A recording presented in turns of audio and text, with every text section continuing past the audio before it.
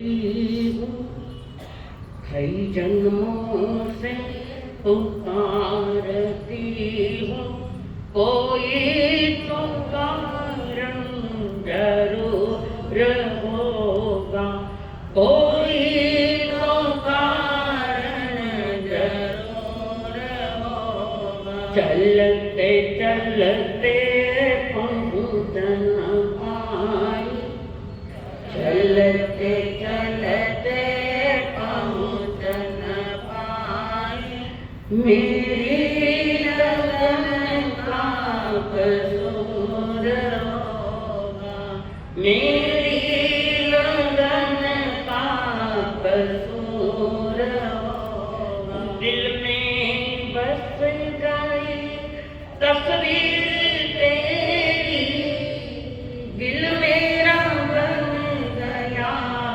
जागीर तेरी, दिल में बस गई तस्वीर तेरी, दिल मेरा बन गया जागीर तेरी। तू मेरा ठाकुर मैं हूँ पुजार, तू मेरा ठाकुर मैं हूँ पुजार, रिश्ता निभाना जरूर होगा, रिश्ता निभाना जरूर होगा। चलते चलते पहुँच न पाई, चलते चलते पहुँच न पाई, मेरी लगन का कसूर होगा, मेरी लगन का कसूर होगा। पंच परमेश्वर को प्रणाम प्रणाम करूं। परमात्मा स्वरूप सदगुरुदेव संयम जीवन के सहयोगी साथी मंडल, जिन्होंने साथ दिया, हाथ दिया, जीवन में खुशियाँ दी, अनंत अनंत उपकारी परम पूजा आदरणीय श्री अमृत महसा, जिन्होंने हमारे उज्जवल भविष्य को सदगुरु के चरणों में करुणा भरे हृदय से समर्पित किया। वे अमृत अनंत उपकारी मेरे संसारी स्वर्गस्थ पिताजी एवं स्वर्गस्थ माता जी, परमात्मा की अंतिम वाणी सुनने के लिए आए थे मेरे मन। आप सभी के भीतर में विराजमान भगवान आत्मा को मेरा प्रणाम। पावापुरी के पवित्र प्रांगण में 18 देश के राजा औषध लेकर बैठे हैं। क्या समय ले औषध लेकर बैठे राजा, मुकुटबंद राजा, सामान्य राजा नहीं। उन राजाओं ने, महाराजाओं ने परमात्मा की वाणी का इतना बहुमान किया, इतना सम्मान किया। हम औषध में तो कम से कम सामने में तो बैठे हैं, और इसमें स्वयं का बहुमान होगा, निजात्मा का बहुमान होगा। तो उस पावापुरी के प्रांगण में विराट जन्मे के सामने जो विराजमान प्रभु समुद्र में विराजमान सबसे ऊंचा पर है, एक कमल के ऊपर है, अच्छे कमल है, पर उस कमल को भी वे टच नहीं कर रहे, 4 अंगुल ऊपर है। वे संसार को संदेश दे रहे हैं, किसी के भी साथ रिश्ता मत करो, गहरे रिश्ते, मोहब्बतें में डूबे हुए रिश्ते, किसी के प्रति आसक्ति मत रखो, पर चीजों का उपयोग करो, मना नहीं है, अटैचमेंट नहीं है। पावापुरी के उस महान विराट जनसभा में परमात्मा महावीर ने अपने जीवन की अंतिम दिशा की ओर चल रहे हैं, अंतिम स्थान की ओर चल रहे हैं। सर्वज्ञ वितरागता जिनके पास है, सर्वज्ञानी संपूर्ण जानता है, लोकालोक जिनके ज्ञान में आता है, वे सर्वज्ञ है। और वितराग वे भी है जिन्होंने राग जीत लिया है पूरा और पूर्ण ध्यान पा लिया, ऐसे भगवान महावीर। देवता बड़े प्रसन्न है प्रभु को देखकर, बड़े प्रसन्न है। और परमात्मा की वाणी बिल्कुल अति ध्यान से सुनते, एकाग्र देवता सुनते हैं पर अहोभाग्य नहीं, दुर्भाग्य के वे त्याग पछताना नहीं कर सकते। देवता 3 इंच थोड़ा बहुत कर सकता है,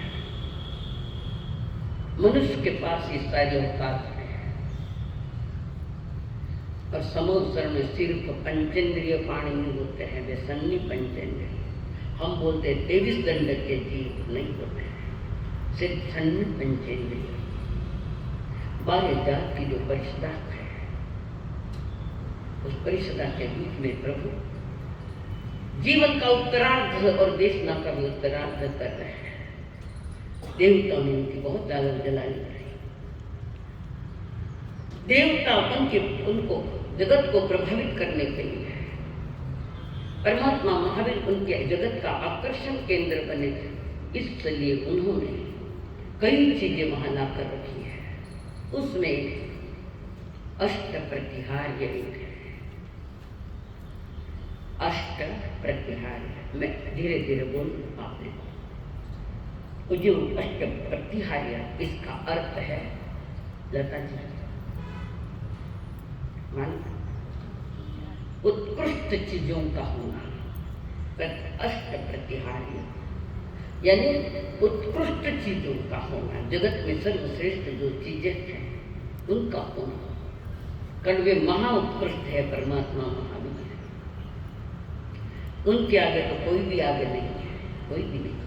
इसमें अष्ट प्रत्याहार्य पहला है अशोक वृक्ष। भगवान के सिंहासन के पीछे एक वृक्ष होता है। समुद्र में विराजित भगवान वहां जहां बैठे उनके पीछे ऊपर एक वृक्ष होता है। ये संकेत करता है जो यहाँ आता है वो शोक रहित होता है, यानी अशोक होता है, शोक रहित। ये अशोक वृक्ष प्रथम प्रतिहार्य है। और बड़ा फैला हुआ वो वृक्ष है, रत्नमयी पुष्पों से सुशोभित भी है। लाल लाल पत्रों से, पानों से युक्त पत्तों के कलर लाल है। और ये वृक्ष देवताओं द्वारा रचित है। ये पहला प्रतिहार्य है। दूसरा प्रतिहार्य है 3 छत्र, एक के ऊपर 3 छत्र। जल्दी ही समोसन यहाँ आ जाएगा तब पता लग जाएगा उसकी रचना। ये 3 छत्र एक के ऊपर एक, ये रत्नत्रय का संकेत दे रही है कि रत्नत्रय के धारी विराजमान है। दर्शन ज्ञान चाहिए, ये रत्नत्रय है। आप क्यों नहीं लिखो? हिंदी लिखता नहीं आता। मैं लिखने दे रही हूँ, क्यों देवेला नहीं कोई था नहीं, मैं दे रही हूँ। जानकर हम चले जाएंगे, चीजें पास रहेगी आपके। तो दूसरा है 3 छत्र, ये रत्नत्रय का प्रतीक है। दर्शन ज्ञान चाहिए। तीसरा ये छत्र जो है 3 छत्र, ये त्रिलोकीनाथ है। इसका संकेत 3 लोक के नायक बन गए थे, 3 लोक के नायक। और उस छत्र के आजू बाजू में मोतियों के झालरें लगाई हैं। 3 छत्र है, आजू बाजू में मोतियों की, असली मोती की झालरें लगाई हुई है। और ऊपर से नीचे की ओर विस्तार से ये ऐसा वृक्ष है, ऐसा फैला हुआ है। चारों तरफ को ये लगा हुआ है, मोतियों की मालाएं। और वे 3 नक्षत्र भगवान के सर पर स्थित है। हुआ लिखना, हुआ। तीसरा बताते हैं। तीसरा प्रतिहार्य जो है रत्नों से जटित सिंहासन है।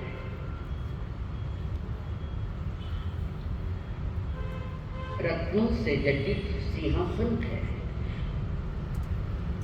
उत्तम रत्नों से रचित है, सूर्यादिक की कांति को जीतने वाला यानी सूरज से भी ज्यादा प्रभावी तेजस्वी है सिंहासन। सूर्य का प्रकाश भी उसके आगे कमजोर है, इतना प्रकाशमान है सिंहासन। और उसका मुख सिंह की आकृति जैसा है। जो सिंहासन है वो मुख जो है वो सिंहासन अगला आगे सिंह की आकृति वाला है, सिंह जैसी आकृति है। ये जीतने वाला सिंहासन है, परमात्मा जीत रखा है। कर्म घबराने लगे, जाने की तैयारियां हैं और ये जीतते हैं। सिंहासन में रचित एक सहस्त्र दल है ना, 1000 पंखुड़ियों वाला कमल है।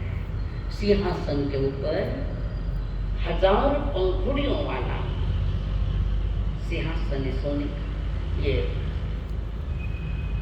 कमल है। 1000 पंखुड़ी सोने का कमल है, सच्चित कोई चीज वहां नहीं है।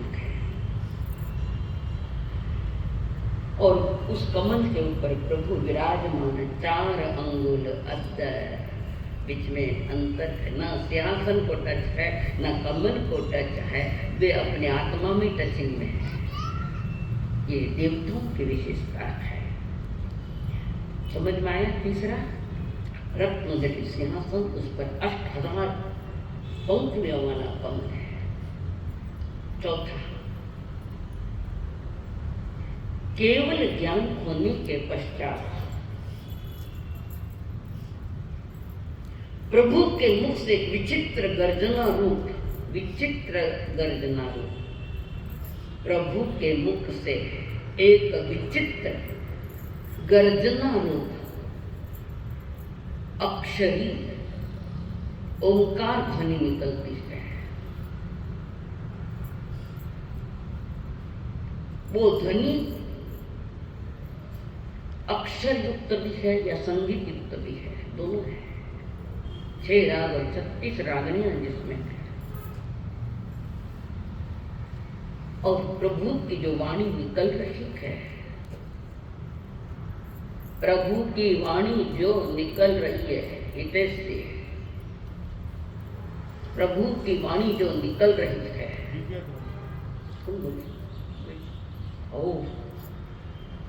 निर्जराई है, वाणी मधुर है, कारण वो पुण्य से भरी वाणी है। ध्यान दो, ऐसा जबरदस्त पुण्य कमाया है पूर्व में।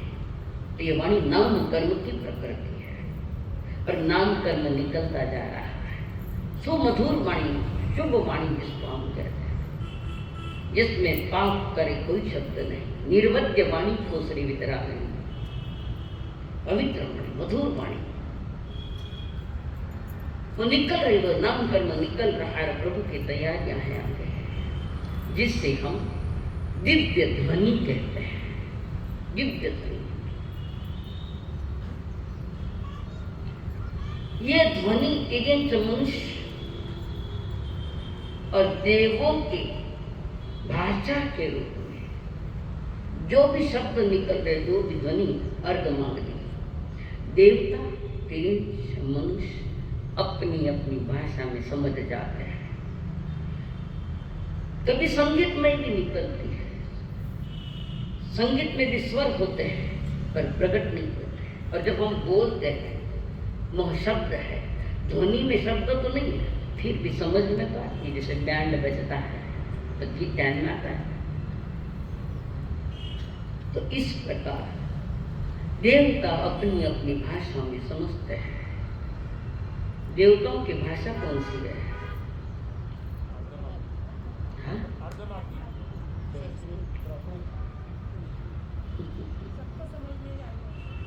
देवता की भाषा कौन सी? पहले संस्कृत। अर्धमागधी प्रभु की है। अर्धमागधी का विकसित रूप जिसको हम कहते हैं, ग्रामर सहित, व्याकरण सहित संस्कृत भाषा है देवताओं की।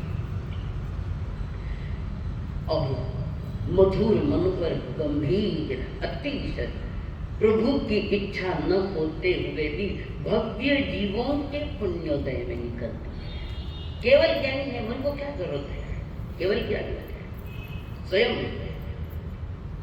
और केवल ज्ञान से ये वाणी नहीं निकलती, ये सत्य ज्ञान के माध्यम से निकलती है। शब्द है ना, प्रभु का कोई विकल्प नहीं है कि मुझे कुछ देश ना देना है तो सुनाना है।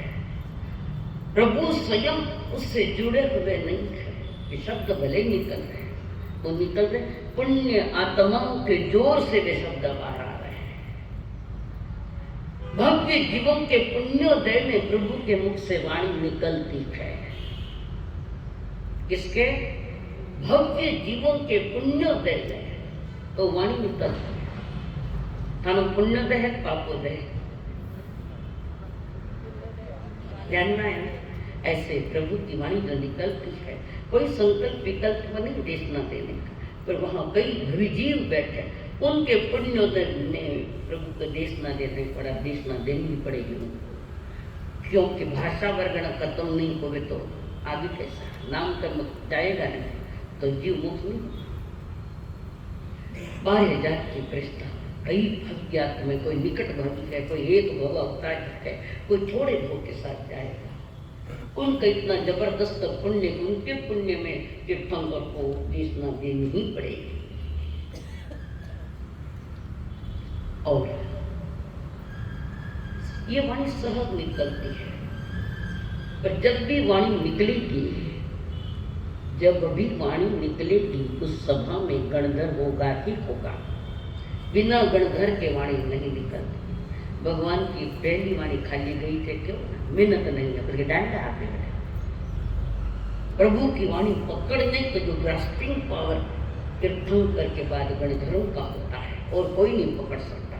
गरिष्ठ वाणी है, गणधर पकड़ते हैं। और प्रभु की जब भी वाणी निकलती है, गणधर उस सभा में होते ही होते हैं, जो गंध कुटी में बैठे हुए होते हैं। बाजू में जहाँ तीर्थंकर विराजमान है, उसके बाजू में एक गंध कुटी होती है, और उस गंध कुटी में गणधर बैठते हैं, वे पकड़ते हैं। शयोसम उनका ही, तीर्थंकर के बाद ज्ञान का शयोसम सबसे ज्यादा है तो गणधर का है, सामान्य का नहीं है। और ये वाणी जो है देश ना है, दिन में 3 बार और रात में 3 बार निकलती है। दिन में 3 बार और रात में 3 बार। जब निकलती है 48 मिनट तक निकलती है, उसके आगे नहीं। 48 से 1 सेकंड, 1 समय के आगे 48 मिनट तक निकलती है। सवेरे, दोपहर और शाम, फिर रात, मध्य रात और सवेरा, 6 बार जिन वाणी निकलती है वो प्रभु की वाणी प्रकट होती निकलती है। कर्मों का सिचुएशन ही वैसा है कि वहाँ ऑटोमेटिक, तुम्हारे रहता है ना ऑटोमेटिक मशीन है, ऐसे ही ऑटोमेटिक कर्म अपना काम कर रहे हैं। उनको कोई विकल्प करना ही नहीं पड़ता, कारण भीतर में ऑटोमेटिक मशीन लगाई है तो सहज कार्य हो रहा है। ऐसे अर्थ प्रतिहार्य है। प्रतिहार्य यानी उत्तम चीजों का होना, और वो देवताओं के द्वारा हुआ है। बड़े सौभाग्यमान है परमात्मा, कम शरण में है, और सारी जनता अनिमेष दृष्टि से देख रही है। इधर उधर गई, सीधी आंखें गड़ी थे प्रभु के सामने, बड़े ऊंचाई पर हो रही है। ऐसे ही अंतिम तीर्थंकर भगवान महावीर, जिन्होंने पावनपुरी में अपने हर चीज का उत्तरार्थ कर, और उस परमात्मा महावीर के जानने के लिए बड़े आतुर है हमारे जम्बू स्वामी।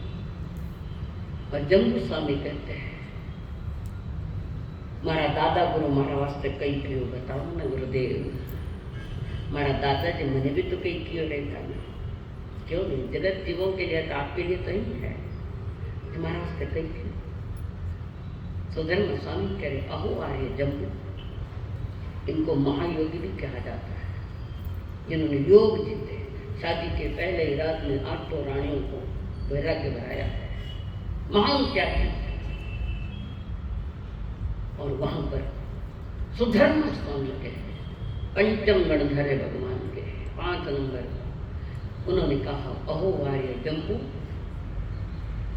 मेरे पिता श्री जो राम के दादा श्री जी ऐसे थे।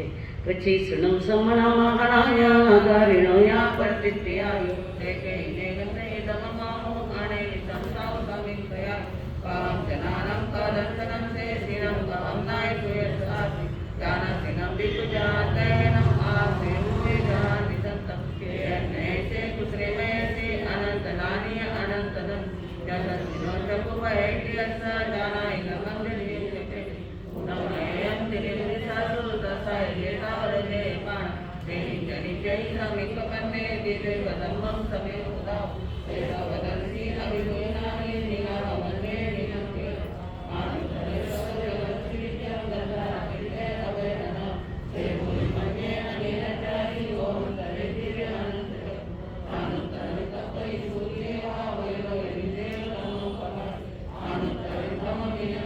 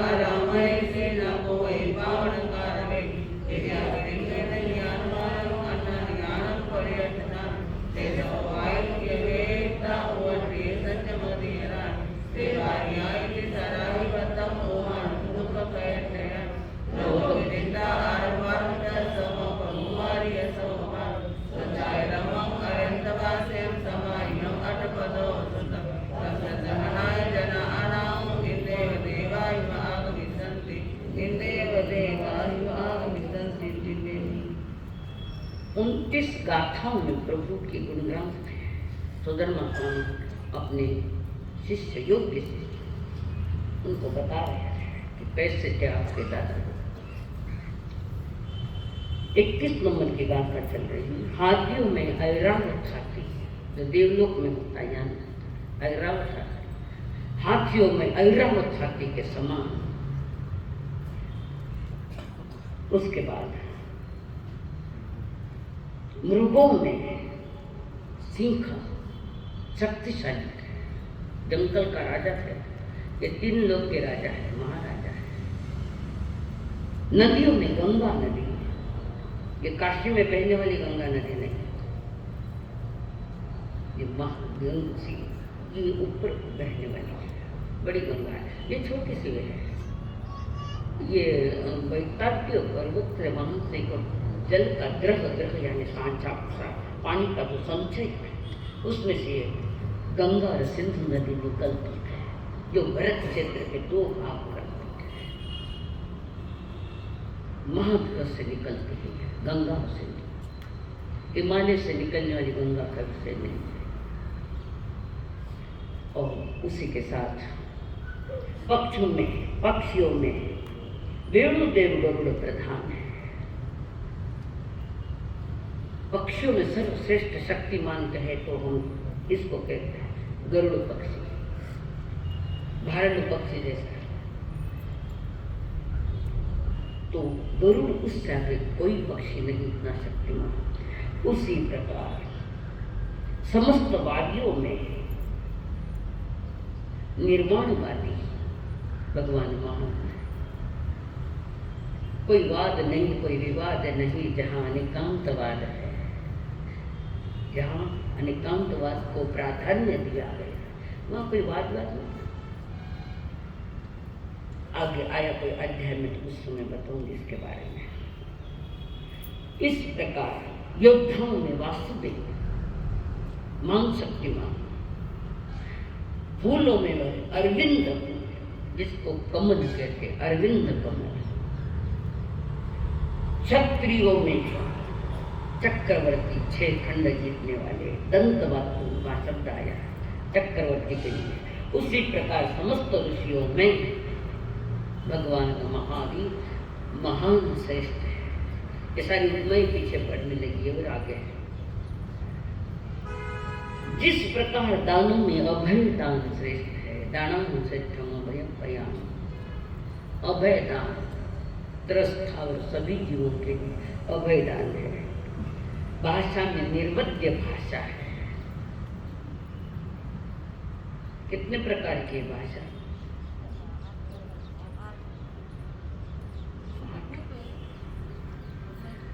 सत्य भाषा, असत्य भाषा, मिश्र भाषा और व्यवहार भाषा।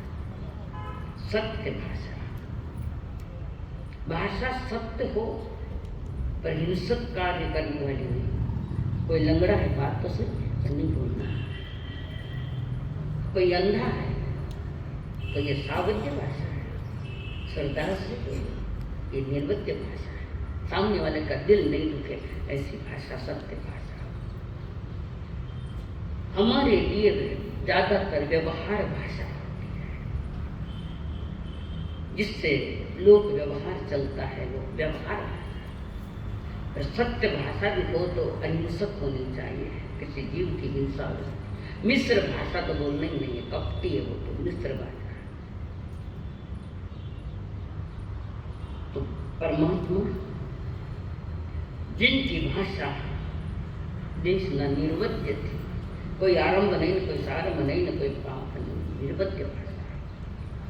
35 प्रकार की होती है वाणी, 15 ऊपर 20, ये 35 हो गया।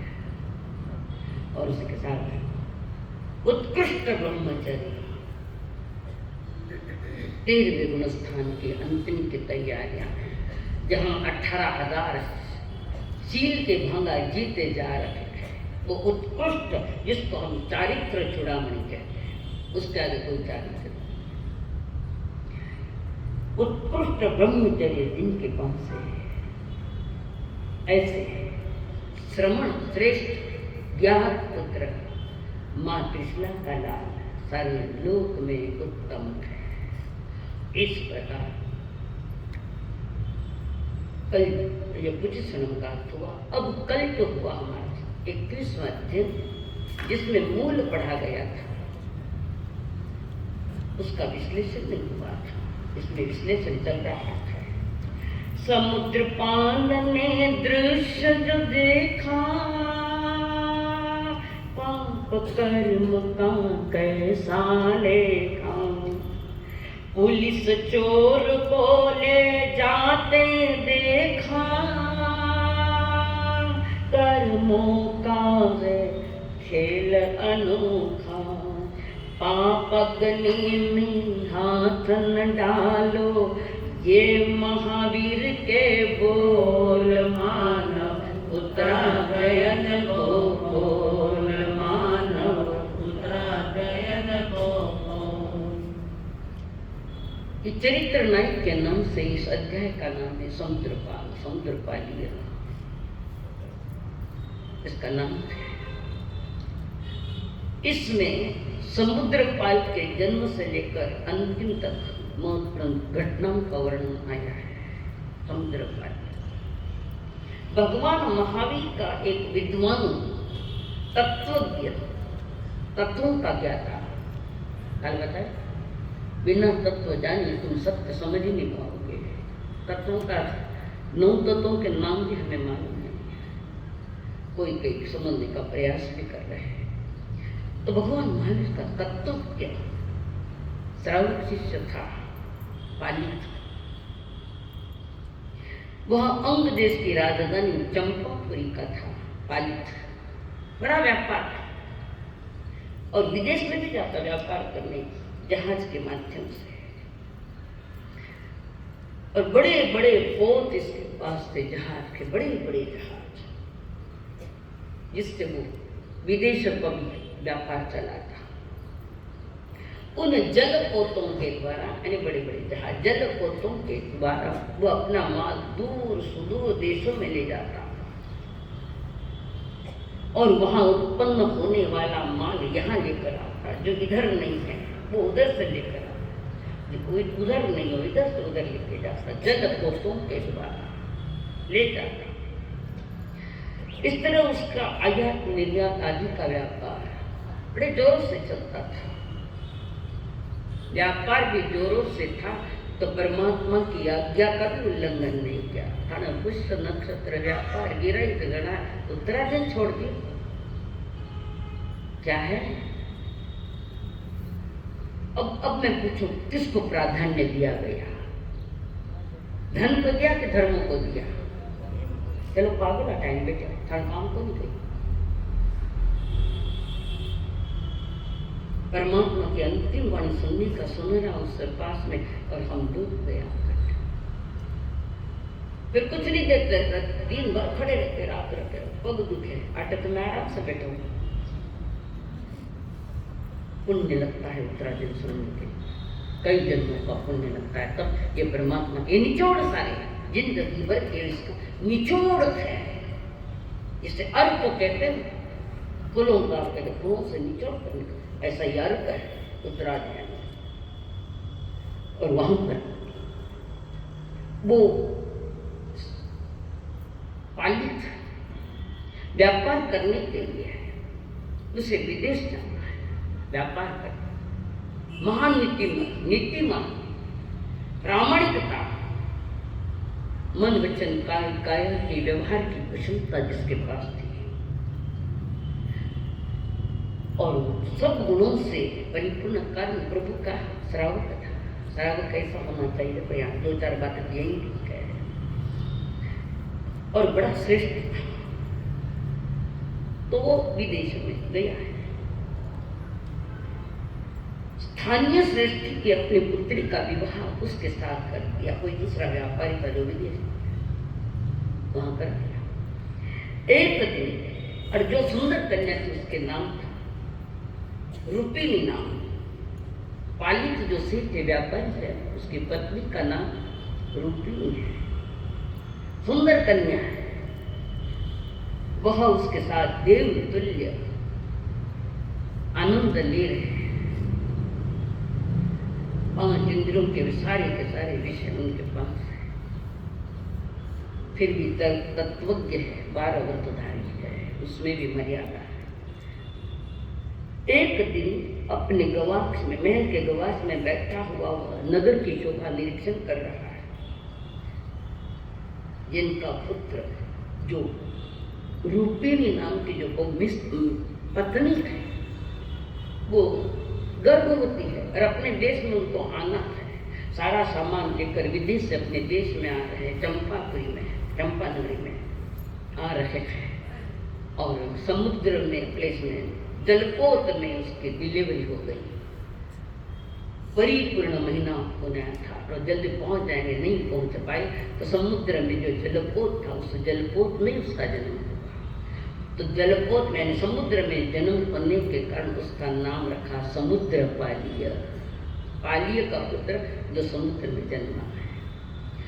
धीरे धीरे अपने माता पिता की छत्र छाया में सारे सुख भोग रहा है। रमणिया भी बैठी है और वो एक दिन समुद्र पाली गवाक्ष में बैठा है, नगर की शोभा देख रहा है। सुंदर नगरी है और गवाक्ष में बैठकर सारा प्रकृति को निहार रहा है। बड़ी प्यारी लग रही है और प्रकृति की शोभा का निरीक्षण करते करते तभी उन्होंने देखा राजमार्ग पर एक मृत्यु दंड प्राप्त एक व्यक्ति को देखा, जिसको फांसी दी जाने की मृत्यु दंड है, उसको देखा, जिसे राजपुरुष है वधस्थल की ओर ले जा रहे हैं। उसे लाल कपड़े पहना है, लाल रंग की कनेर की माला भी उसके गले में है, वो भी डालना है और उसके दुष्कर्म की घोषणा भी करते जा रहा है। जो ऐसा पाप करेगा उसको यही सजा, मृत्यु दंड। वो देख रहा है समुद्र थे भी देखो वे भी देखे, देखना में घणो फर्क है। आंखें बंद कर लो, कई दिक्कत है, खुली आंखें में नहीं दिखता, बंद आंखें में क्या दिखेंगे। और यह समुद्र पाल के ध्यान में वो समझ गया कि ये कोई अपराधी, महान अपराधी है जिसको वधस्थल की ओर ले जा रहे हैं, उसने दुष्कर्म किया है। उसका वो चिंतन कर रहा है, आगे आगे जैसे बढ़ा है। जो जैसे भी है, अच्छे हैं या बुरे हैं, कैसे भी कर्म करता है, क्रिया करता है, फल भी वही लगता है, उसको ही मिलते हैं। और इस पर सोचता सोचता कर्म और कर्म फल को जानने लगा। कर्मों को भी जानना पड़ेगा और कर्म के फल को भी जानने। इसका विस्तार आचार्य कुंद देव ने समय सार में किया है। कर्म हमारे, कर्म फल भी हमारे। तो वो कर्म फल देख रहा है और वो सोच रहा है आज इसको भी वधस्थल के लिए अपराध किया है।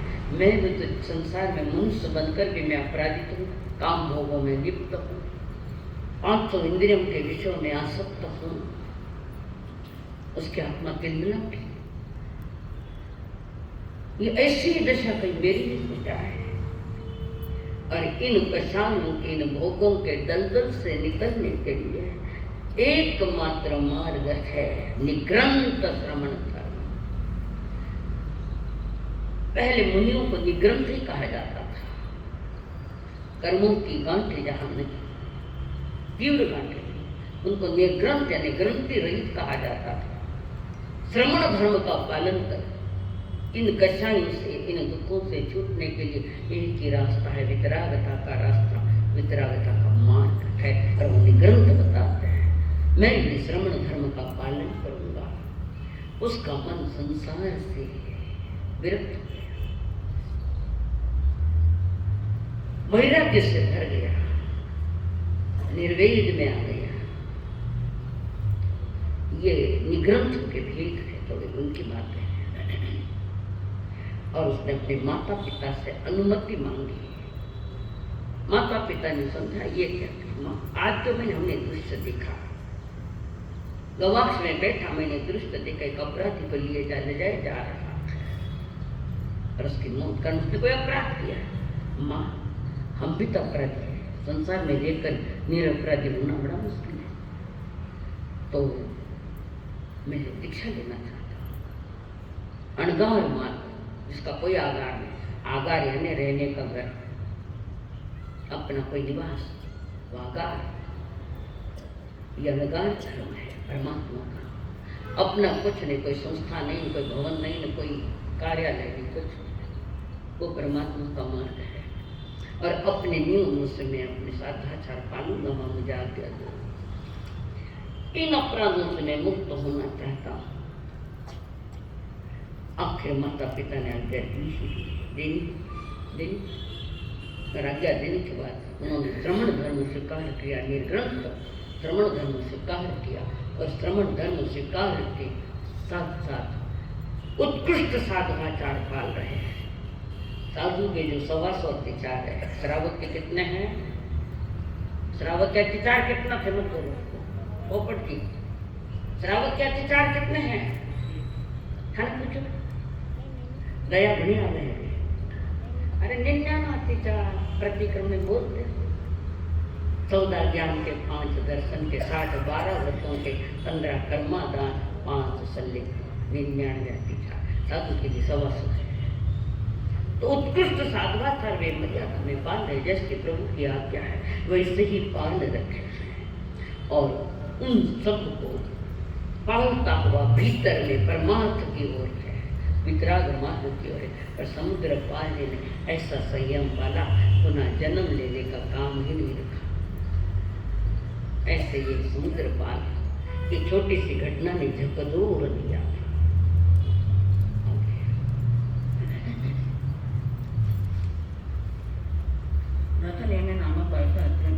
सूर्यपुरम में नगरी आशिराय में वासुदेव के नामे रहे लक्षण संजय तस्स विद्या दुए आशीर रोहिणी देवैता तासिम गंगम दुए पुत्ता इट्ठा कामक राम केशवा सूर्यपुरम में नगरी आशिराय में दे समुद्र विजय नाम रहे लक्षण संजय तस्स विद्या शिवा नाम तिसे पुत्तो महायशो भगवम अरित नीति लोगनाहे जमितरे सूरिठने नामो लक्षणस्तर संजो अर्थसहस्रका धरो वयम कालगच्छति वज्रस्य रसंगयम समाचरसो जसयोरो तस्सरायम कन्नम वज्रम दायि केसो अहसारायवर कन्ना सुजरा चारुकेणि सबलकन संपन्ना विद्यु सोयामणि पपा आहा जनो तिसे वास्तेमय इहा बच्चो कुमारो जासे कन्नो दताम्य सर्वो सहिं सन्यो पय कोय मंगलो दिवजोयर पर्यो आभरणैः सुविभूष्यो मत्तं च गन्धहस्ते च वासुदेवस्य जठकम् आरूढसो हे अह्यं शिरे चूडामणिजः अह अस्योषेण सत्येन चामरायेषु यो दशार्चकेन च यतो सर्वपरिवारीये चौरङ्गिणी शनये सह्याय जय कमं तुर्यान सन्निनायनं दिव्येनं गगनं कुसे एयारिषे जीवे तुर्ये उत्तमाय नियगाभवनाय वन्यपुंगो असततं जन्तो दस्य दिशबाणे भयदुये वाढहिं पंजरिं च सन्निरुद्धेषु दुःखीये जीवयन्तं तु संकटे मनसक्का भक्तियवये वासिताते से महापन्ने सारे दिनमभवि कस्सा 28 पाना ये सबे दुवसनो वाढे पंजरें सनिदाय अच्छे अहा आसारई बातो बने ये बताओ पाणिनो तुझम विहाय कजम्मी विवाह कजम्मी भोयम भोन जनम सौनतस वैनम भो पाणी सेनासनम जिनके से मां पने सानो पसदी एही तो जय वज्र कारण है मंत्री सुबोध्या नमे एन तु निशतम परलोके भविष्य सो कुंदरान जैनम सुतगम च मायसो आभरणाने समाने सारे सपनामय मन परिणामे कवे देवाय जवयम समोयना सबटे सबरेता निकमन तसकाउं जे देव मनुष्य परिलो शिविया प्रयाण तव समार्लो निकमय पार भाव रेवयन्नि शिवपय उज्जानं संपतो ओइन उत्तमावस्य हो साहस्य परि उदे अह निकमयो चिंताय अहस सुगंध गंधे तुर्यम मौ वैकुंठ्यम स्वयमेव मुझे किसी पंचमुखे समायो वासुदेवयनं भरे देव उत्तकेन्दे इच्छम मनोदरं तुयं भाव संतोषमेतरा नानेनं दर्शनेन्द्र चैत्यनं तवय सा कत्य मुक्ति सेवा वर्तमानुभवाय एवं च याम किद्वा दस्तारा य बहुजना अरितनेमि बंधिता अय्याय मार्गापुरे सौनराय कन्ना प्रज्ञा पवज्जंसा जिनसो नियासाय निरंदा सौके नवो समुक्तिया साईमय विचिते धीरत मम जिम्यं जहाँ तेनं परिचिता स्वयं अपवयं मम असपवन सनिधे कुच्च पन्नगपा साये स्वयमेव उनसे किसे धीमता भवस्या वासुदेव यनं भरे गुरुत्तके संजीन संसार सागम गुण तर कन्ने नव सापम्रिय संति पमा व्यक्ति तहीं बहु तयणं पर्यन्तं वसिनता बहुस्या गिरिन्ते रेवं तयं जन्ति वासुदेवना आर्योपवंतरा वासंते अंधरायने अंतर्नयन से साथिया शिवराय निशांति जहाजाय तिपासिया रहने में भगत चित्तो पच्चा दिक्तो यह देवी बियाय सातहि न दत्तुम एकंते संजंते महायं संगोपम देवमानी निश्चय अहस्विराय भक्ते समुद्र विंचे विचयंगो विवं पवें दत्तुम इमं भक्कं सुधारे अन्य हम बंदे सुबह दारू बासने ममम द भय का सुनो नते बिलावा पविसे एहिता पुण्य म भय संकुल सुदुल्लह बुद्ध भवितो पच्चा दिन मगम तरी सम दट्टुनम दहने नितम भग्गु जय परायम रायमयी असमंता अपन सवरिते अहस रायवर कन्ना सुच्या नियम अपमवये जायिन कुलम च सेन च रक्तमानितयं वये जय श्री नरुगण विसमनो नदिये एना कुनालको करो तहावी तेना इच्छानि जय श्री संकम पुरंदरो पखंदे जलिन दुम कुनंदरा से निचंती मंत्र बुद्धि पुरी जाए कौन सा पेज चल रहा है आपका? तैयार और क्या? हाँ गूगल भाव 41 पान आ रहा है चालू पान 41 इसका मैंने बोली मन के समझ में गाथा नंबर बोल हाँ मिल गया ना आपको? ओके ओके हाँ धीरे तुझे कामे ज्योतिष जीविकाना बंतम इचे से मन होए अहम से पोकर ऐसे तन से संदक मन में महाकुल्य करने न हम संजो नहीं होते यही तम काश भजन जा जैसे नानी माया दो हदो अति भविष्यते गोवाल बंद मानवा जहाँ दो तदो निसरो एवं अनुसर तंपे सामानसर भविष्यते तीसरे सो वन सुधा संन्यासो का अंकुश जान नम्य संगतिवायो कोह मान निगिदे निता माया मो जो लोगों से समझो इंद्रियाई मोसे काम अपना वो समरे मनबुद्ध भाई जो काय दिद्दो जीवन देव सामान्य नित्यलम भाषे जावा जिम दड्ड हो उक्तम तवन से ताम जाया दुन्नेवी केवली तवं कमं स्व कवितां सिद्धि पतांतर एवं कर समुदा पंड्या पविय कना बिनिया तंति पुत्र जात गुरु सिद्धम भाषा अध्ययन समाप्त 22वें अध्याय में परमात्मा ने एक महान चरितात्मा जो करुणा से भरे थे पूर्ण उसका जिक्र है अरिष्टनेमि भगवान।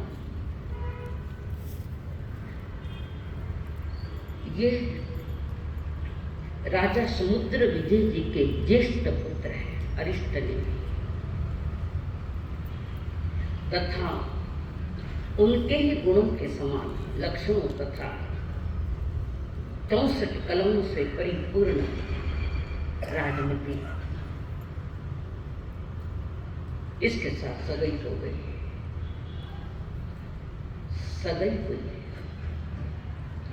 और एक बार शायद अरिष्टनेमि ने शंख बजाया शक्तिमान हर एक शंख नहीं बजा सकता वासुदेव बजाते हैं वासुदेव इन्होंने अरिष्टनेमि भगवान वे तो उनसे ज्यादा शक्तिशाली उन्होंने सहज शंख बजाया और कृष्ण के मन में विचार आया कि मेरे से भी ज्यादा शक्तिमान कोई है उनको नहीं चलता था वासुदेव नीचे जाने वाले हैं ये अपनी जिंदगी में कपट बहुत करते हैं और है बढ़िया वासुदेव जी कपट बहुत करते हैं महाभारत में देखो नरोवान कुंजरोवान क्या क्या कभी सूरज को छिपा देते धूप से तो करो चलो करो कपट करते हैं परिस्थिति जन्य कुछ बातें उन्हें करनी भी पड़ती है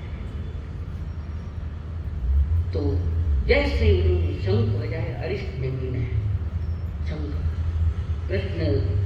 कृष्ण जी सोच रहे मेरे से भी कोई शक्तिमान है इनकी शक्ति को कमजोर करना है इसकी अरिष्टनेमि भगवान शक्ति को कमजोर करना है तो उन्होंने सत्यभामा जी रुक्मिणी आदियों को कहा कि अरिष्टनेमि का मानुष तैयार करो शादी करने के लिए शादी करने के तो यहाँ संकेत किया शादी हुई कि शरीर की ऊर्जा आधी रह जाती है खत्म हो जाती है बहुत सारी शक्तियाँ हमारी भोग में जा रही हैं तो ये शादी करेंगे अरिष्ट किसी को बताया नहीं उन्होंने ये जब शादी करेंगे तो शादी के बाद धीरे धीरे शक्तियाँ इनकी कमजोर पड़ती जा रही है पर कर्मों को और ही मंजूर होता है तोरण माता एड़े पास जा रहे दीक्षा लेवन ने आई है ठिकाना आया तो पास जा कर्म है इसका कोई दोष नहीं नियत जब नियति को कुछ और ही मंजूर होता है। और ये अरिष्ट नेमि जो राजा समुद्रपाल, उनके रानी का नाम शिवाजी। अब सारी कृष्ण महाराज के सारी ये चचेरे भाई है कृष्ण महाराज और अरिष्ट नेमि, तो सामरी पत्नी वगैरह उनका मानस तैयार करो शादी के लिए। अब वो बहुत परेशान करने लगी, कभी रुक्मणी आती चिढ़ाती, कभी कुछ बोलती, कभी कोई आती न कभी कोई आती। तंग होकर अरिष्ट में भगवान ने बोलने बंद कर दिया, मौन कर दिया। अब ये चिढ़ा रही है, वो नहीं बोल रहे, तो मौनम स्वीकृति लक्षणों तक तय कराई। ये संसार ऐसा है, ठीक से समझे। और ये अरिष्ट ने भी बड़ी प्रतिभा संपन्न, यादवपुर है ये सारा, यादवपुर।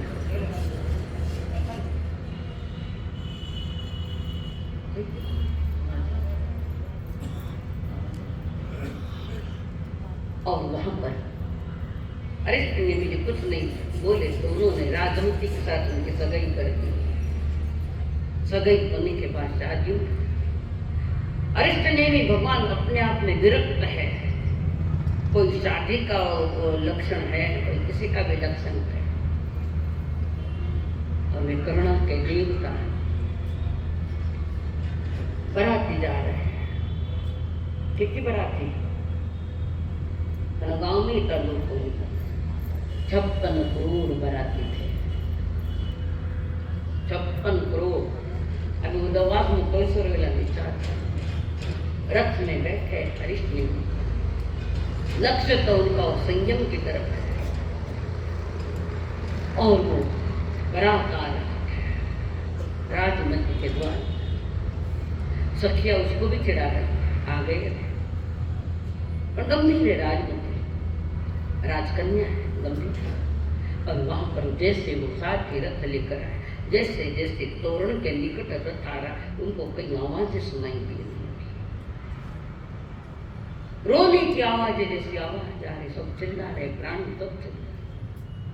कई प्राणियों को बाड़े में रख दिया। क्यों? जो मांसाहारी राजा आए थे बरात में, उनके भोजन के लिए प्राणी रखे। सारथी को पूछा ये क्या है,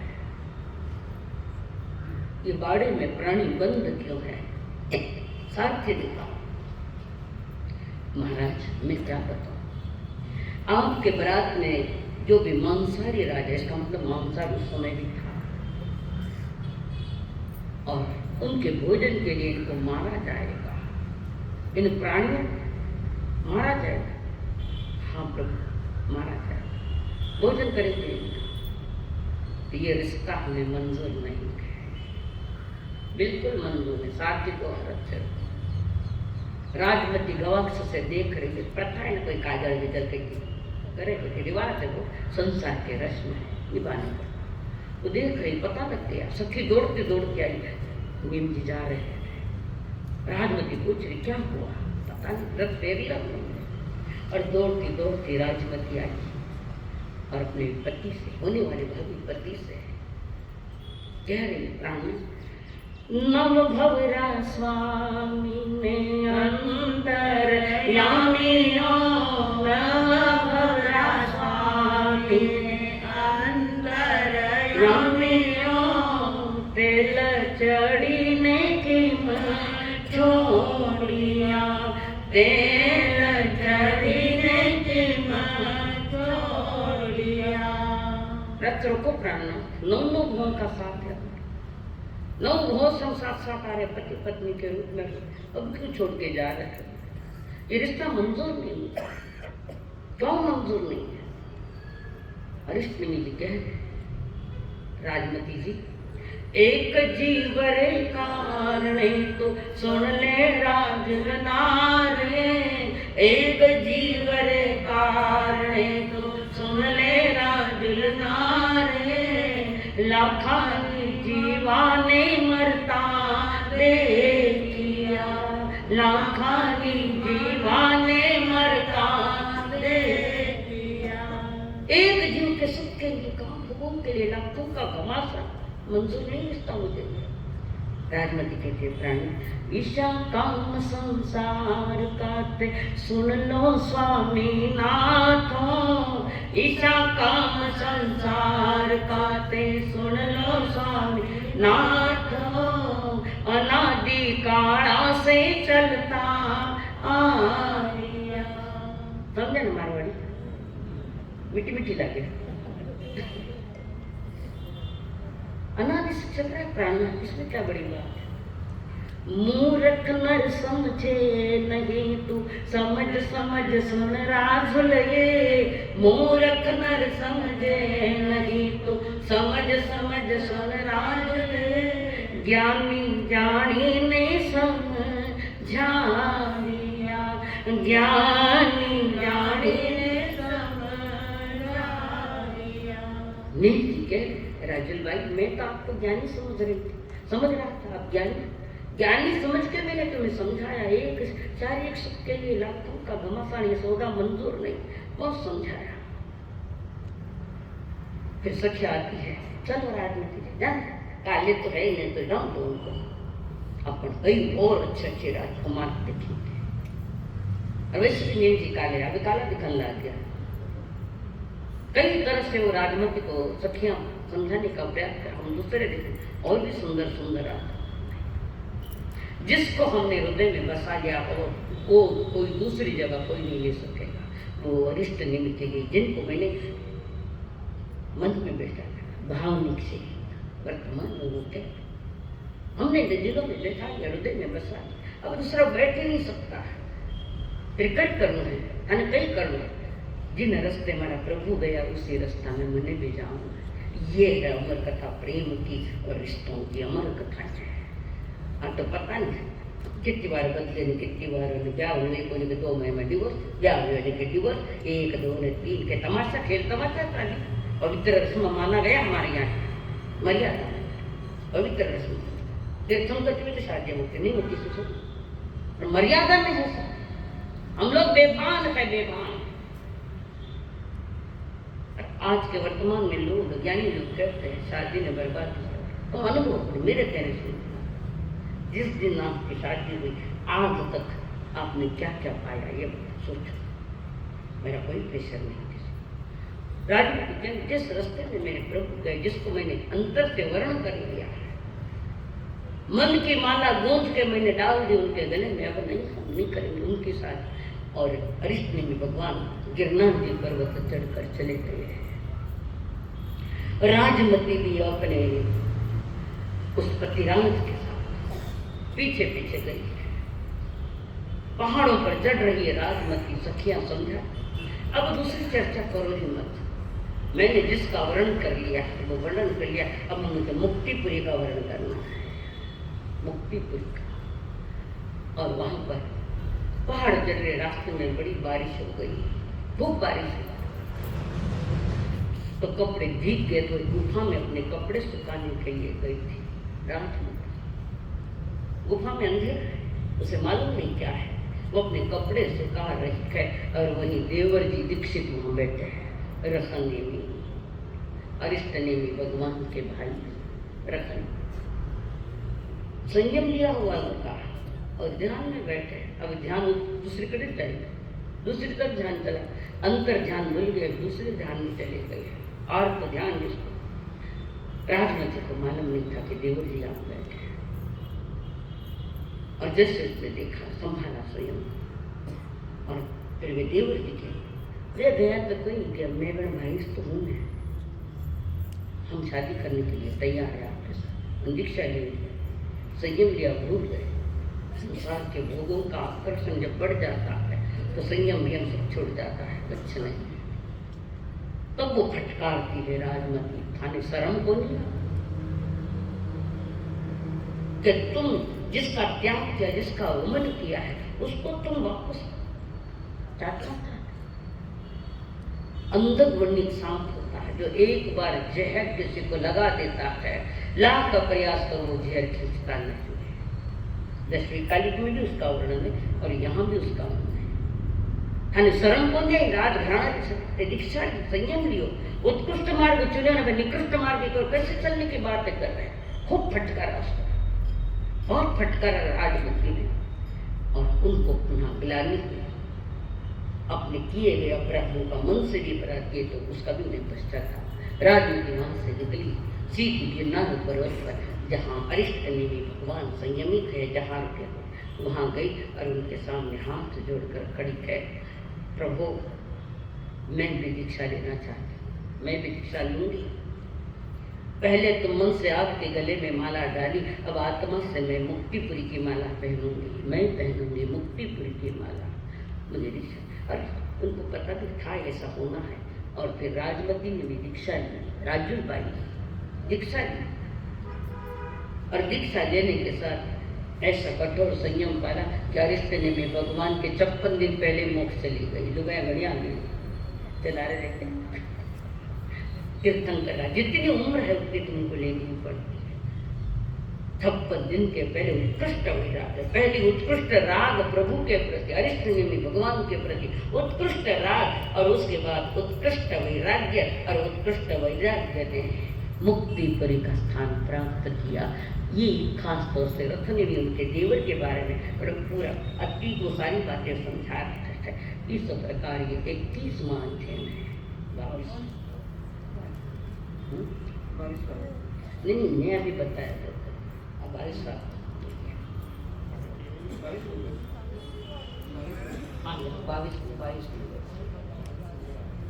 केशी गौतम नामक 23वां अध्ययन।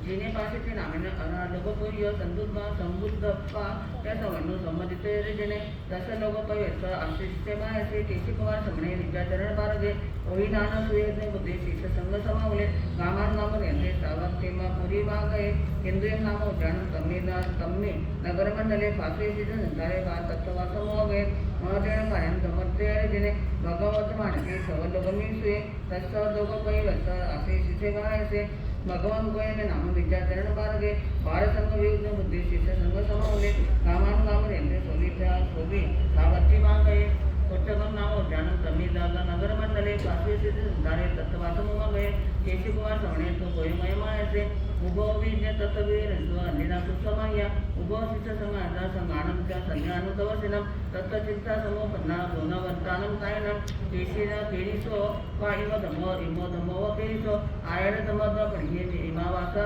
व करीस केरीसी चाहू जामो ये जो धमो जो इमो का पंचसिक्यो देशियो वद मानना सासे नय महामुनि अति लोग ये जो धमो जो इमो सत्त संतरुत्तर एक कज्जको नानो विशेष किम कारणम अहते तत्तसे नानम विनाय पवित्रक्यम समागमे कहे मही को कैसी गोयमा परिवर्णो शिष्य संग समावले जेठ कुलम कंतो जिंदे मन मागो केशी कुमार समणे गोयमा शिष्य गए परिवर्म का परिवर्ती समम संपड़ी बजे वलानम पासे ततन पंचम कुसतननिय गोयमस निश्चय किपम संवा संपणा गममय केशी कुमार समणे गोयमयमाय से उभो निशना भवंती चंद्र सूर्य समपवा समा गया बहु तथा पाषंडा कोगामिया प्रियताना અને ગણો સહસ્યો સમા ગયા દેવદાનવ ગંધવા જપકર અપસકિન્દરા અતિશાંત ભયાનમ આશિત તત્વ સમાગમો ઉચ્છામેતે મા મગ કેસે કોઈમાં ભવી તો કે સમજા કેસે બો મંતો કોઈમાં એનમાં ભવી ઉચ્છા ગંતે જાય સંતે કેસે કોઈમાં ભવી તાઓ કેસી અનુનય કોઈમાં એનમાં ભવી તાઓ જમો એ જો ધમો જો એમાં સંભા પંચસિક્યો દેશીઓ વર્તમાન પાસનેમાં અને એક ગજ કોણ આનો विशेष किम्न कारण गम्य दुरे में हवे गांव निपज चलते तसो तो के संभव दु गोयम इनवा भय कन्ना समय कर धमन तत्तम तत्त अविनिचयम पुरीमा पूज चढ़ाय भक्क जड़ाय न बच्चिमा उजु कन्नाओ तेना बा धमे दुआ कहे पुरीमान दुए सज्जो शरीमानम पुत्रन पालो अपो बच्चिमा गांतो तुवे सज्जो सुपालो साहु गय बनाते सिनवे संसोयम अन्नवे संसो मध्यम तमे कसु गयम मते लगे ये धम्म जो में संतरुत्तर देशी होते मानना पासे न मायचा एक गज को नाम विशेष किम्न कारण लिंगे दुरे ने हरि हम विपल चो नते केसी में गोयम इनाम पवी विज्ञानेन समागमं ब्रह्म सावनमित्यं पक्षयत्तन्नास्य लोकः नानाविकप्पनं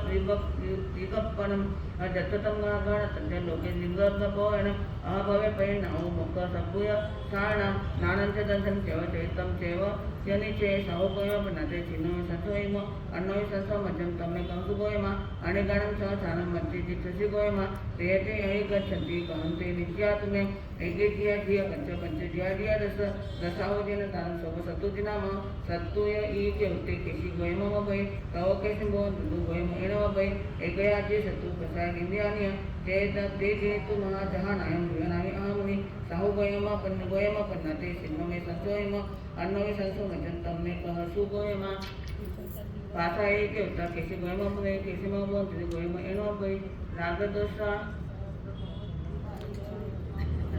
दिसंती भाव लोहे पासर बता पसरे नो मुख गड़बड़ करे कांतम घेरे से बोल सियाल भूख लगी ते पासे सवसु जिता थी अन्य हो वायो मुख पासा लो गयो विराने आमुनि पासा एक होता कैसे गोयमा वबै कैसे में बोल दुदु गोयमा एण वबै नागदोषादा दो विवाह निहा पासा भयंकर ते चिंतितुम न जहां नायं विरामी जह कमम राहु गोयम नते चिन्नो में संसोयम अन्नो संसो मजन तमे कासु गोयमा अंतो भिय संगु यार आया चित्तई गोयमा भले विसव करी साहु का उदरिया का तम लयम सबसो जिता जिता समूलियम विहरामी जहां कोई विसव कणम नयाय इका उत्ता केसी गोयमा मब्बवि केसी में बो दुदु गोयमा इना मब्बवि भवतना लया उत्ता भीमा भलो दया तमुदितु जहां नामी महामुनि साहु गोय पनाते छिन्न में संसोयमो अन्नो संसो मजन तमने कंसु गोयमा संपज्ज लिया आदा भरा अग्गे चित्तैज्ञ गोयमा जे जहंती गज सरि दंतार विद्याव्याप्त में महामेव पस्याओ भिज्ज बारी जरु तम चिंता में सयंते चित्ता नो बढ़ांति में अग्गे के उता केसी गोयमा मबै केसी में बोल धनु गोयमा एनम मबै कसाय किरा उता सूर्य शीलज कहो जन्म सूर्य धारा भी या संता विना उदाहरणति में राहु गोयमा पन्नते छिन्नो में संसोयमो अन्नो संसो मध्यम तमे कसु गोयमा अयम सास्य भीमो दुत्त सपरिधावै जंसी गोयमा अनलो कहम तेन तीरसी महावंतर निधि नामी सूर्य रस्सी सद समायम नमे न सगचे मगम च परिवजे आसे के उत्ते केसी गोयमा मबै केसी में बोल धनु गोयमा एण वबै मनोसास्य भीमो दुत्त सपरिधावै तम समंत निगन नामी तम सिखाई संतम राहु गोयम पन्नते छिन्नो में संसोयम अन्नो संसो मजन तमे कौसु गोयमा उपहा बहवो लोये हिम नासंति अजंतो अर्थाने काम वर्तन्तो तम नाससि गोयमा जय वगैरह गच्छति जय मोग्गपट्टिया ते सवे द्वया मजंतो न मसा नसा महम मगे के उत्ते केसी गोयम मबै केसी में बोल धतु गोयम एण मबै उपवर्ण पासने सवे मोग्गपट्टिया समगम तुतेन खान ऐसा मगेते ही उत्तमे साहु गोयम पन्नते छिन्नो में संसोयम अन्नो संसो मध्यम तमे कौसु गोयमा महा उदक वेगेण भुजमानं पाणिन शरणं गई पैठाय जीवं कम कनसि मुनि अति एको महादिव भारी मज्जे महालय महा उदक वेगस गई तत्तन विजय दिवे के उते किसी गोयमा मबै किसी में बोल धनु गोयमा एण मबै जरा मरण वेगेण भुजमानं पाणिन दम्बोदिव पैठाय गई शरणं उत्तमं राहु गोयमा पन्नते छिन्नो में संसोयम अन्नो संसो मध्यम तमे कौसु गोयमा अन्नवंशे मवंशे आनवत परिधावै जंसी गोयमा अब्दो कहम पारम गमिससि जाऊ साविणी नवा नसा पारसगामिनी जानी रसाविनी नवा साऊ पारसगामिनी नावाय ई कवता केसी गोयमा मबै केसी में बोल धनु गोयमा एण मबै शरीर मव नवती जीवचे नावे संसारवन्न उद्भव जमतनति मनुष्य राहु गोयम पन्नते छिन्नो संसोयम अन्नो संसो मजन तमे कौसु गोयमा अंधयारे तमे घरे चित्तंति पाणी नभो को करीस सही मुझे सवलोय लोयमि पाणिनम उगव विमन भानु सवलोय पवन करो सो करीस सही मुझे लव सवलोय में पाणिनम भानु या के होते केसी गोयमा मबै केसी में बोल धनु गोयमा एण मबै उगव किन संसार संबंध जिन्न करो सो करी से जैन सवलोय में पाणिनम साहु गोयम पन्नते छिन्नो संसोयम अन्नो संसो मजन तमे कौसु गोयमा शरीरमानसे दुखे मध्यमानपायनं क्षेमं सेवं अनाभाहं धानं किं मनसि मुनि अति एकं ध्रुवं धानं लोकगमितुराध्रुवं जक्षनति जरा मृत्यु भागिनो वेनाता थानेय ई के उत्ते किसी को एवं बपे किसी में बोल सकते कोई एवं बपे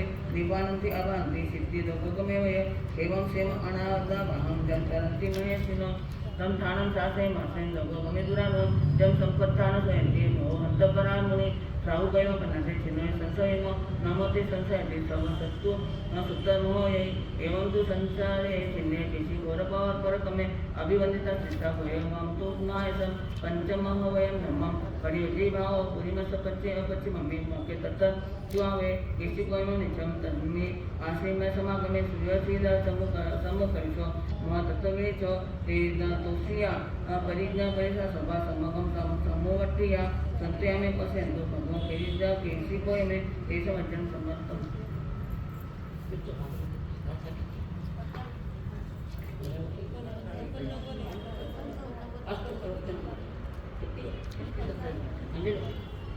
अष्ट प्रवचन माता प्रवचन माता नामक 23 अध्याय अर्थपर्ण मायो समीर बुद्धितय वे पंचवसमेव तो बुद्धिवा य इंद्रिया भाषे सना दाणे उच्चार समेय य मनोबुद्धि व बुद्धि काय बुद्धि अर्थमा एव अर्थ समेव समासने व्याय द्वार संबंधित कायम मायम तत्व तपवेन आलंबने न कायन मग्नय जयनय औकार चौकारण परिशुद्धम संजय इरियम इरिये तत्व आलंबनम नानम दर्शन करंता काले दिवसे उठे भक्ति भगवती तवो केतो देव कालो भवता जायना देव्या होता तन्ने कय पित्तयो सुना तवो तवो तकुसा भे जुग वितंसे केतो कालो जाव देजा तेय भाव इंद्रियते में विचार संजय देवता पंचा तमुक्ति तपुर कार्य उवते उदियम मारे कोय न कोहे माने माने तबे उव उत्तया हासे भय एजम हरिय विकासो तय एयं अट्ठाने परिवज्यतु संदे असावजम्य काले भाषम भाषे जपन गवेषणाय गहणे परि भोगेषणाय ज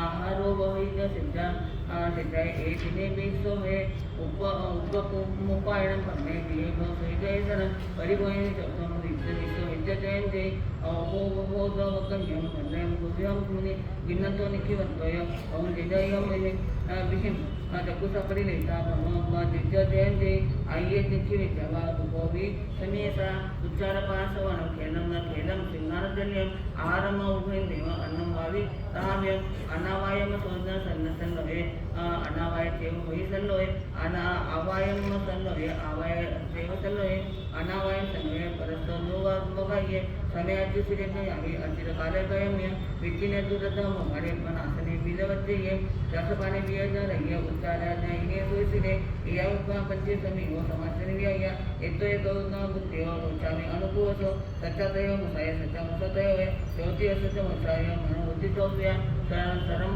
संरम समारंभे आरंभेतवे मन भवतमान तो नियत जय जय सच्चातयो मुसाय सच्चा मुसतयो ज्योति असच मुसाय बुद्धि चौव्या सरम समारंभे आरंभेतवे वयं भवतमान तो नियत जय जय थाने से निश्चयन सेवन तयो यौतुवेतने उल्लंघन कलंघने इंद्रियार्य संजुंजने सरम समारंभे आरंभेतवे वयं भवतमान तो नियत जय जय या पंचसंयोग तरण से भवतने बुद्धि नियतने देवता असुभक्तेषु सोगसो ऐसा पवयन माया जे सम आयर्यमणि सोकप्म किपम सम संसारा विपम उच्चै पण्डिति विप्रो समत्यं समाप्तम् 23वें अध्याय में दो तीर्थंकर के शासन के महामुनि योगायोग श्रावस्ती नगरी में पधारे हैं और श्रावस्ती नगरी के बाहर में तिंदुक उद्यान जहाँ वे एक साथ मिले हैं। तो दो तीर्थंकर के शासन के दो महामुनि केशी कुमार 3 ज्ञान के धनी, गौतम स्वामी 4 ज्ञान के धनी, 14 कुलधारी। और वहां पर दोनों के मुनिरा जब दीक्षा के लिए जाते थे, दोनों परंपराओं के अलग। तो पार्श्वनाथ परंपरा के जो मुनि थे वे 5 रंग के कपड़े पहन सकते थे। भगवान महावीर ने परमिशन नहीं दी सफेद कपड़ा, दूसरा नहीं। सफेद कपड़ा जे के रंग ने लागे बड़ा सफेद कपड़े पहनने के लिए इसका कोई खास कारण है। कारणों।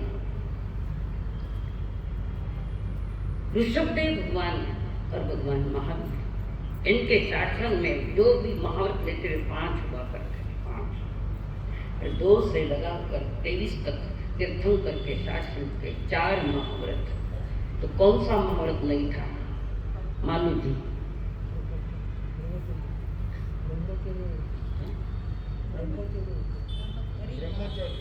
नहीं था, क्यों? परिग्रह 5वां ने 4था एक कर लिया, एक किया, इसलिए चातुर्याम धर्म कहते हैं। भगवान महावीर ने पुनः विभाजन किया और नारी को भी स्वतंत्रता दी है। परिग्रह के रूप में नहीं देखा नारी, उनको भी स्वतंत्रता मिली। ये तो परमात्मा महावीर जी ने नारी जाति का गौरव बढ़ाया। महासती चंदनमाला जैसी शिष्या मिली है जिनको, साध्वी प्रमुखा, जिसका वर्णन संवत्सरी के दिन हुआ था। यहाँ पर केसी श्रमण और गौतम स्वामी योगायोग इंदु उद्यान में पधारे। केसी श्रमण के मन में कई तरह के आध्यात्मिक प्रश्न थे, आध्यात्म को लेकर वो उसमें समाधान लेना चाहते थे। और यहाँ पर खास तौर से मूल जो हिस्सा था प्रश्नों का, समस्या का, एक तो चातुर्याम धर्म और एक पंच महाव्रत के बारे में, और 5 रंग के कपड़े और ये सफेद रंग के जो कपड़े हैं, ये ऐसा क्यों हुआ, क्या कारण वे पूछ रहे हैं केसी श्रमण। उन्होंने कहा कि भगवान ऋषभदेव के शासन के जो मुनिराज है या जो लोग हैं बड़े सरल थे, भोले भाले थे, टिकड़म बाजा नहीं आते बड़े। और इसी वेश में साधकों की जो प्रज्ञा है, जो ज्ञान थे, उस ज्ञान में ये सवाल जिनको उठे केसी श्रमण, और वो प्रश्न पूछ रहे हैं गौतम स्वामी को श्रद्धा आदर भाव पूर्वक। गौतम स्वामी बड़े पर आदर भाव पूर्वक प्रश्न पूछ रहे हैं, ये फर्क क्यों आया? तो उन्होंने कहा कि भाई भगवान महावीर के समय में नहीं, भगवान आदिनाथ के समय में जो मुनिराज थे सीधे साधे थे, और बीच वाले जो मुनिराज है 2 से 23 तक वो थोड़े से कुटिल जैसे हैं। वे पहले वाले की जड़ बुद्धि थी, आगे ये थोड़ी सी गड़बड़ी यहाँ। और भगवान महावीर स्वामी के तो पूछो ही मत, लंबा चौड़ा विवरण हो जाएगा। तो परिस्थिति जन्य ये फर्क आया है। गौतम स्वामी ने केसी श्रमण से कहा, द्रव्य क्षत्र काल भाव के अनुसार महावीर ने देश कालानुसार धर्म साधना का व्यावहारिक विशुद्ध स्वरूप प्रस्तुत किया है। और उन्हें सारी बात बताई। और जो भगवान तीर्थंकर 23 तीर्थंकर के श्रमण रुजु प्राज्ञ थे, बुद्धि वाले थे, तथा अंतिम तीर्थंकर के श्रमण वक्र जड़ वक्र थे, बीच बीच में बार बार टांगा अड़ाई, बुद्धि वक्र से जड़िस थी। वो यहाँ तो वक्रता कुटिलता नहीं चलती, नहीं चलती। अज्जवे मध्यवे लाघवे यति धर्म 10 प्रकार की उसकी बातें हैं। और आचरण के विमितता में सारे समाधान लिए पुनः पूछा, भाई मन हमारा मनो साहसी अभिमान, बड़ा साहसी दुष्ट गुण है ये मन, क्या करेगा? गौतम स्वामी से पूछ रहे हैं क्या करें हम लोग? मन बड़ा विचित्र है, जितना पकड़ने जावे उतना वो दौड़ता है, पारे की तरह मिलता ही दौड़ता है। मैं क्या हम क्या करें? गौतम स्वामी ने कहा, इस मन को ज्ञान से अंकुश ले, ज्ञान से। और वो ज्ञान है आगम ज्ञान, अध्यात्म ज्ञान। इस मन को ज्ञान का अंकुश लगाए तो यह मन जीता जाता है। और बिना अंकुश का मन है तो मन लगे तो अट बैठे बैठे सारा संसार यात्रा करके आ जाओ बेटा। इस मन को जीतने के लिए ज्ञान की आवश्यकता है। इसलिए कहा है पढ़नो नाणम तो श्रुत ज्ञान का जलता दिया जिसके हाथ में है वो संसार में भटक नहीं सकता। श्रुत ज्ञान है, श्रवण ज्ञान। शब्द ज्ञान, सुप्त ज्ञान जिसके पास है जलता होगा, वो संसार के अंधेरे में कभी गले में गोते नहीं खा सकता है।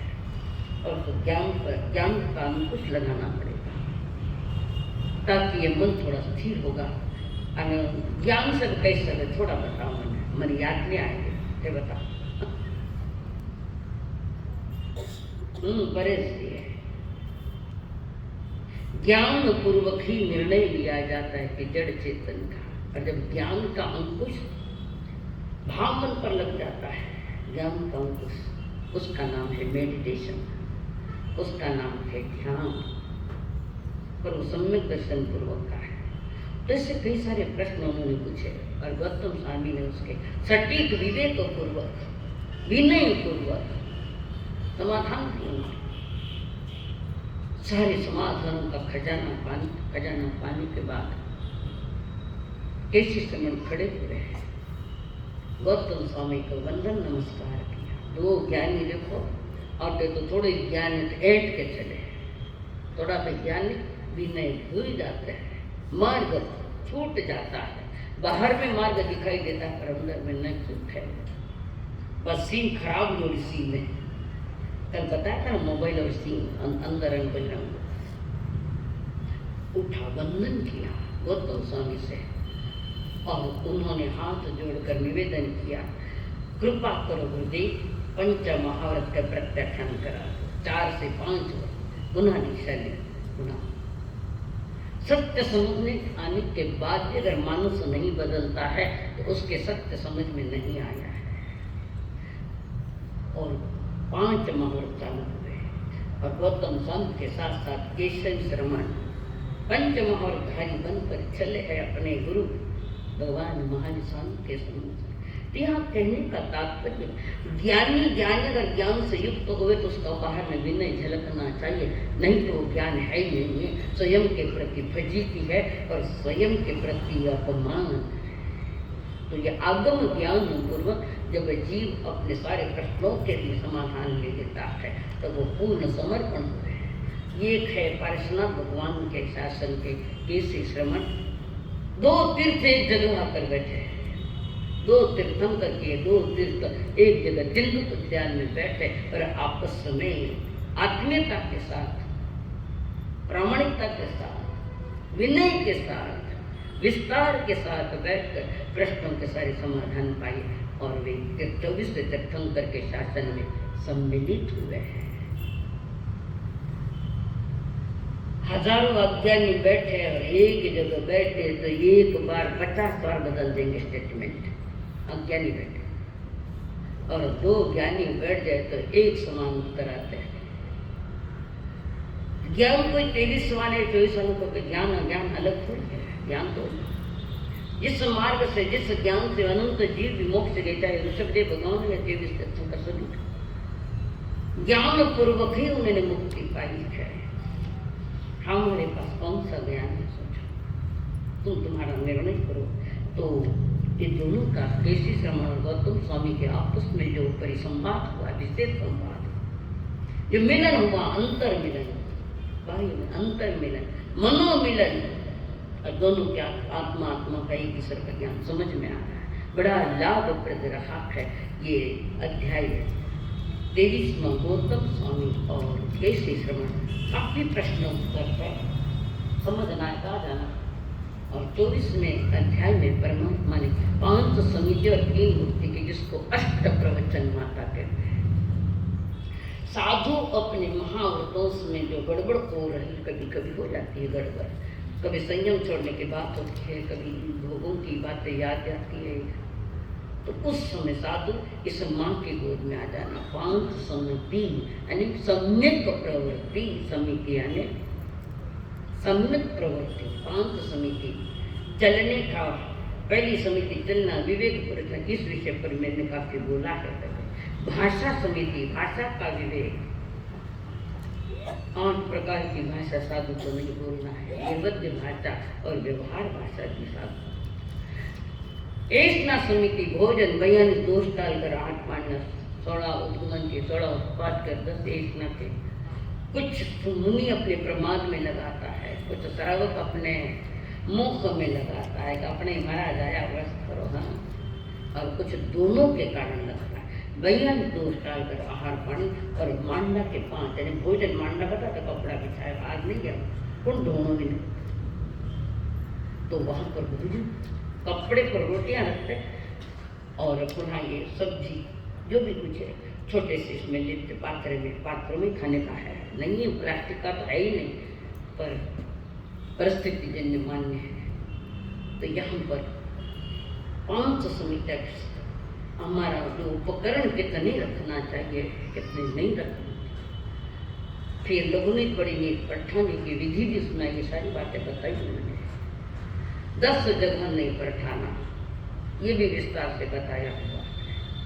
और इसके साथ गुप्त कुछ बातें गोपनीय होती है, अंदर में गोपनीय रखनी पड़ती है। तो समीप यानी सही प्रवृत्ति और गुप्ती यानी निवृत्ति मूलक है। गुप्ती निवृत्ति मूलक है, समीपी प्रवृत्ति मूलक है। यह 5 और 3 8 महाव्रतों की रक्षा में सहयोग देने वाली यह मांग है। कभी गड़बड़ हो जाए तो इस अष्ट प्रवचन माता का ख्याल करना, उसका चिंतन मनन करना, सुरक्षित हो जाओगे। गिरते गिरते बचाने वाली माँ होती है। बच्चा कभी रास्ते में गिरने की तैयारी उंगली छूटे तो माँ पकड़ ले। ऐसे ही संयम से कोई गिर रहा है तो उसको बचाने वाली वो अष्ट प्रवचन माता, संसारी जन नहीं, अष्ट प्रवचन माता का वर्णन उन्होंने यहाँ पर दिया है। प्रभु ने ये फरमाया, अष्ट प्रवचन माता है भारी, मुनियों हेतु बहुहितकारी, संयम रक्षा हो सुखकारी, मोक्ष मार्ग में बहुपकारी। ले लो शरणा इस माता का, ले लो शरणा इस माता का, मन की आंखें खोल मानव उत्तरायण को खोल, मानव उत्तरायण को खोल। अष्ट प्रवचन माता माँ रक्षा करती है बालक की।